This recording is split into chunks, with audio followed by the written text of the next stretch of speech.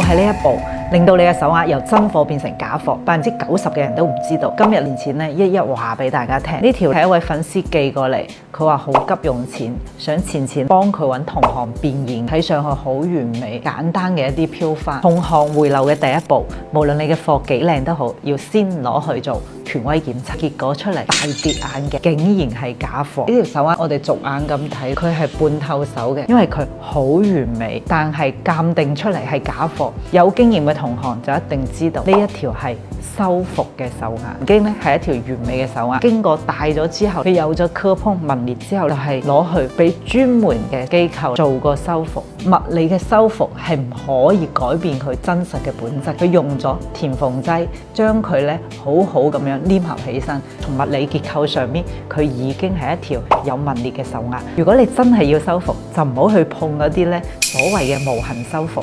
你可以用鑲金嘅方式或者描金嘅方法喺上邊做一啲點綴，至少可以保證你呢個貨咧一定係真貨。錢呢度再次提醒大家，如果你去請不明來歷嘅翡翠，你一定要打醒12分精神。呢位粉絲嘅無痕修復嘅例子咧就分享到呢度，希望大家唔好再踩呢啲坑啦。關注錢買翡翠唔踩坑。